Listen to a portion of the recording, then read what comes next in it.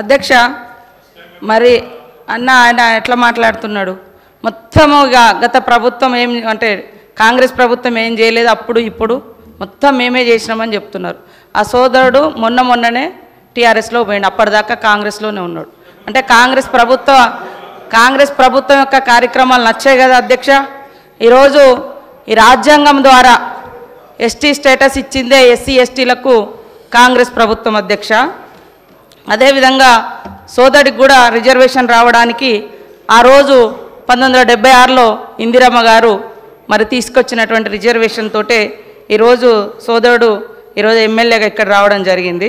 ఇంకొకటి గత ప్రభుత్వం మరి లోకల్ రిజర్వేషన్ కాంగ్రెస్ ప్రభుత్వం తీసేసిందనే విధంగా మాట్లాడారు. గతంలో జీవో నెంబర్ 3 తీసుకొచ్చి ఏజెన్సీ ప్రాంతాలలో ఐటీడీఎల్ ద్వారా వేలాది మందికి ఉద్యోగాలు ఇచ్చిన ఘనత కాంగ్రెస్ ప్రభుత్వంది. కానీ మీరు సరిగ్గా ఆర్గ్యుమెంట్ చేయక అది కోర్టులో పోయింది. మీరు ఇచ్చిన 10% రిజర్వేషన్ కూడా ఎలక్షన్స్ ముందు ఇచ్చారు, అది కూడా ఇవాళ కోర్టులోనే ఉంది సార్. కాబట్టి మాట్లాడేటప్పుడు కూడా కొంచెం ఆలోచించాలి. అదేవిధంగా పోడు భూముల చట్టం వందల సంవత్సరాలుగా అడవులలో బతుకుతున్నటువంటి అనగారిన ఆదివాసీ గిరిజన వర్గాలకు మరి పోడు భూముల చట్టం 2006 ద్వారా హక్కు కల్పించినటువంటి ఘనత శ్రీమతి సోనియా గాంధీ గారు యూపీఏ చైర్పర్సన్గా, అదేవిధంగా ఆనాటి ప్రధానమంత్రి మన్మోహన్ సింగ్ గారు సార్. కాబట్టి ఇంకా కొన్ని మైనార్టీల గురించి మేము వచ్చి 10 నెలలు అయింది, మీరు 10 సంవత్సరాలు అన్నారు. 12% రిజర్వేషన్ ఇస్తా అన్నారు, మరి 10 సంవత్సరాలైనా ఇవ్వలేదు. అది మీరు మాట్లాడాల్సిన అవసరం ఉంది సార్. అదే కాకుండా దళిత బంధు పేరుతోటి మోసం చేసినామన్నారు. ఇందులో ఆల్రెడీ 2000 కోట్ల రూపాయలను ఈ సంవత్సరానికి గాను మరి పెట్టడం జరిగింది.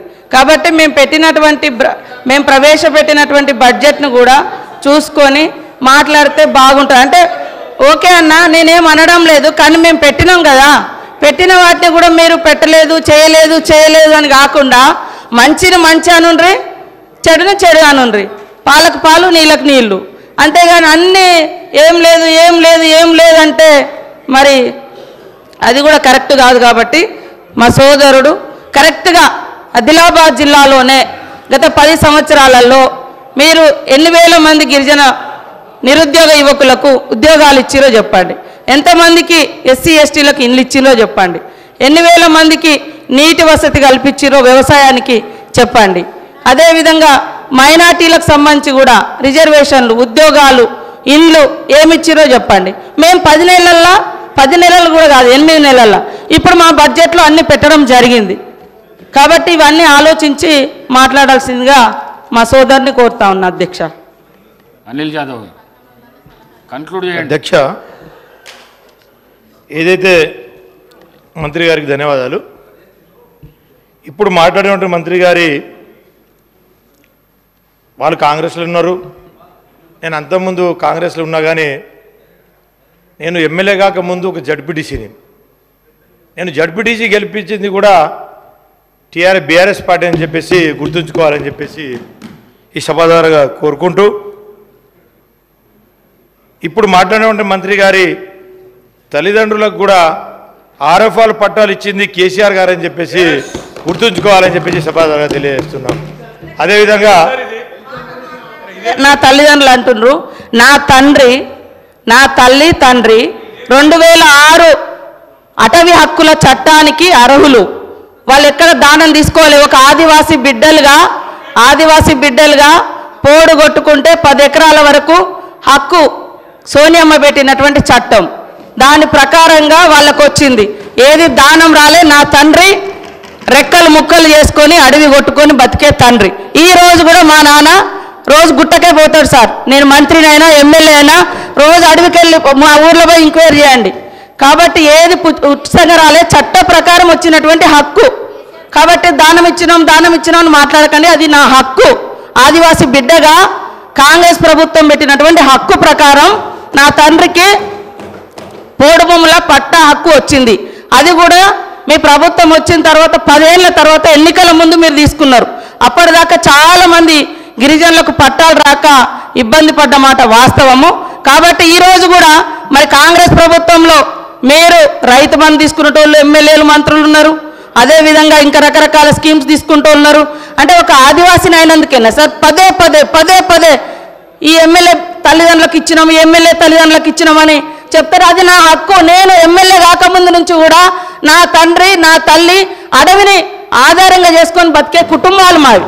కాబట్టి ఆ క్రమంలో వచ్చినటువంటి తప్ప అది పుణ్యానికి దానంగా రాలే. అందుకనే ఇంకోసారి ఇక్కడ ఉన్నటువంటి ఎమ్మెల్యేలు కూడా మాజీ మంత్రులు కూడా మరి ఈ రాష్ట్రంలో రైతు బంధు ఎందుకు తీసుకున్నారు?